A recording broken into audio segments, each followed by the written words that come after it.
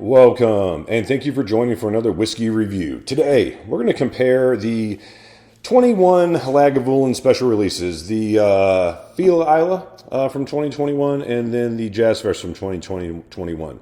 Both of these whiskeys are 13 years old. The Feis Ile was a port cask finish, and then the Jazz Fest was a mezcal finish, correct? Yes, and a first, as far as I know, is mezcal, and honestly, how many port Lagavulins have we had? Almost none.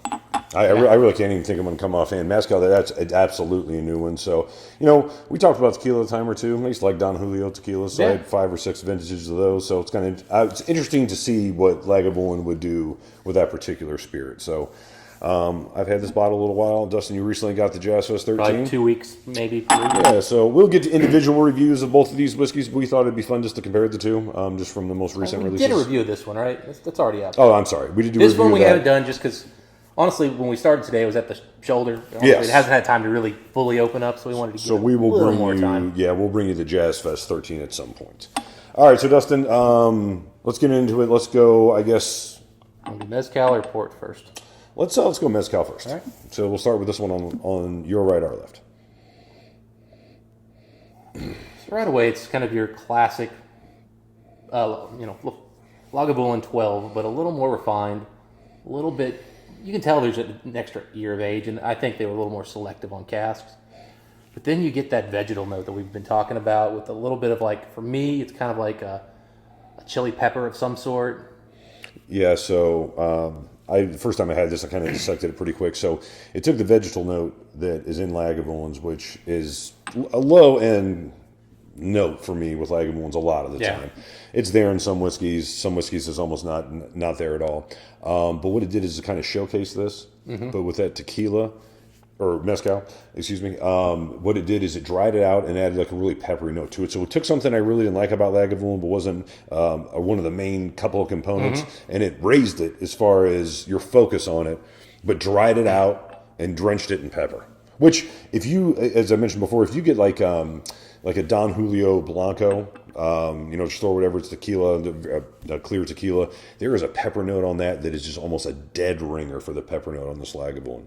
Yeah, and one of the things I think I mentioned is, and you just said it, is this is kind of a dry Lagavulin, because a lot of times when you're drinking Lagavulin, what you're actually getting, to me, is a juicy, sweet, almost kind of candied version of Islay.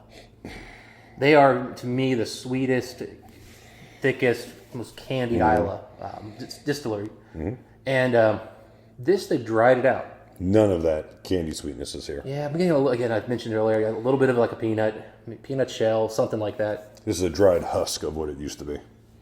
It's almost like you're in like a Texas Roadhouse where they throw the peanuts on the floor and you get like that shell and salt kind of note that's just kind of just everything's dry because of it. Yeah, shell and salt, peanut shell and salt for sure. Yeah, that's definitely right there. Very interesting Lagavulin. This is like no other Lagavulin I've ever tried. It's one of the most basic Lagavulins while being the most unique, if that makes any sense to anybody. It's because it's traditional casks initially, and then they finished it in mezcal. So there's no sherry here. There's no, So dry. Yeah. So arid.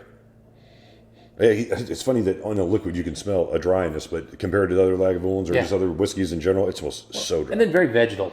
Very vegetal. Oh, yeah. Right. Pepper. So, just dying. Into this port. So much sweeter. Whoa. I am getting, this is a different note than I've ever gotten on this one. I think it's because of the go back and forth here. Mm-hmm. I'm getting just straight up fudge. Like Three Musketeers bar. That milk pillowed chocolate. Rich red berry. Wow, I'm just getting nothing but chocolate. Wow. You're right, that berry's starting to get covered in chocolate now. Oh, no. See, now I'm starting to actually get a little bit of a raisin. Yeah, that port almost comes off dry fruit-wise, almost like sherry cask. Well, okay, there it is. So, it is, yeah. So here, I get the port, but I get the port when I'm a couple inches from the glass. Boy, and it's sugary too, comparatively. God, the fudge here, though, man. Jeez. Yeah, it's almost like cherry fudge. And then I don't really nose the smoke and earthiness of the Lagavulin until I get it way over here. It's I have to really move the glass around on my nose. Yeah, the smoke is distant, but it is definitely a bonfire smoke once you locate it. Yeah, it's wood smoke for sure. I even get a little bit of like a Play-Doh almost. Both are very interesting noses. Very unique. Very unique among the Lagavulin line. It's so dry when you go back to this mezcal one. So dry. Yeah, well, I mean, this thing is just so big, sweet, candied, and this is dry and Pepper and vegetal. And yeah. It's like seaweed that's like, lay down on the beach for a couple of days. Seaweed for sure. I didn't even catch that one initially. Yeah, a lot of seaweed on there for sure. It's like at the beach a little bit. Eye alive and washed ashore. That's what it smells like. Like you fell off a boat and you're on the shore and there's seaweed and a plank that you held on to all night. It does. It's more so than anything. Whew. But you were just the most arid version of that you can imagine. Yeah, this has some oak note on the finish that's just kind of, like it didn't really do much for me there. Okay, yeah. I mean, both really interesting. I mean, as far as what's better, wow, they're both out there for Lagavulins. If you want traditional sweet Lagavulin, obviously the port would be more your style. If you want something arid and dry and peppery and that you've just never, it was always there in Lagavulin, but I guess you just never really paid that close of attention to it. Wow, something. All right, so you went with the mezcal first. Okay.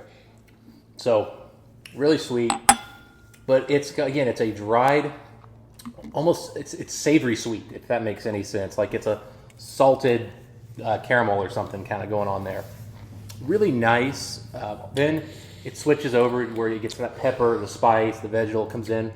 Then I go back to sweet, salty, and then I get hit by that mezcal and Lagavulin coming at me 1-2 with two different versions of smoke, just punching your tongue really hard.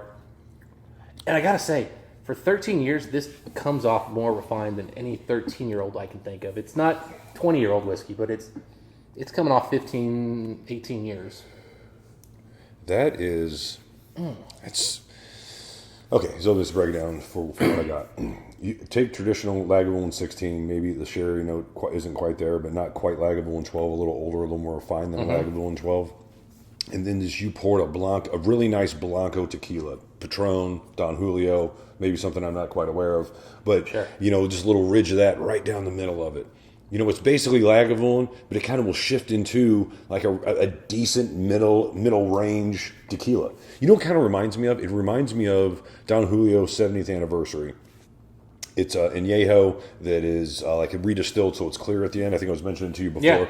Yeah. The tequila note reminds me, it's just clean, it's fresh, but there's just a really strong pepper note to it. And again, it enhances that vegetable note. It almost is like a combination of the agave and then, whatever that vegetable note is in Lagavulin, again, dried out with just nice spice and pepper, but with some decent smoke at the end. I mean, it plays really, really well with the Lagavulin malt, shockingly.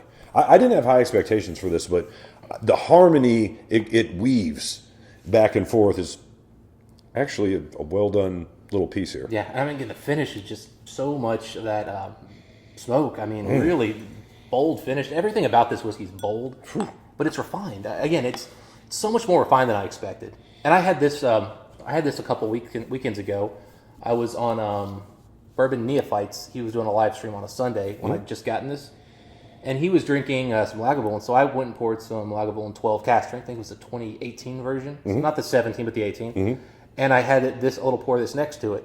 And I couldn't believe how much more refined this is. Yeah, for 13 years, it's pretty well crafted for a younger Lagavulin. A lot of the jazz fest that we have is, 12, 13, 14-year-old type of whiskey. We've had a lot of the 12s. Yeah. So we know young Lagavulin, that tastes older than young Lagavulin.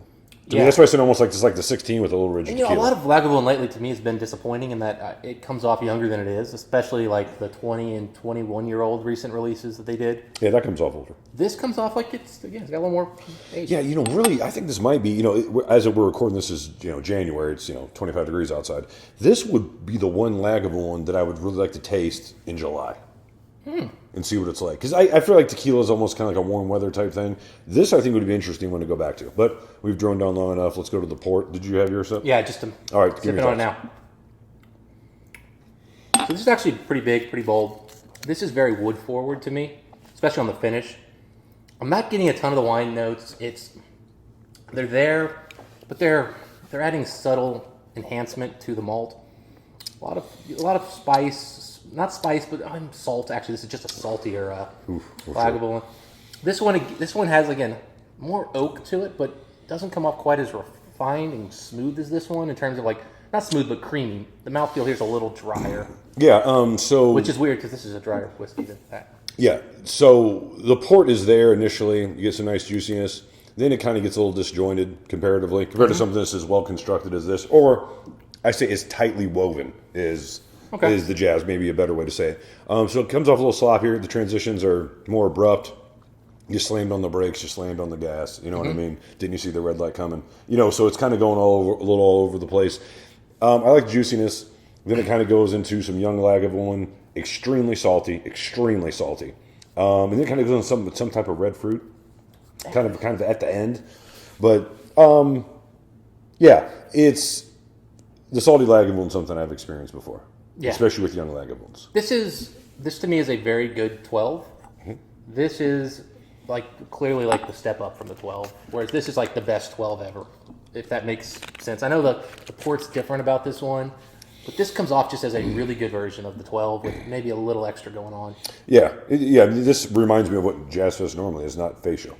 Yeah. Feis Ile is usually, I always found to be a more special bottle.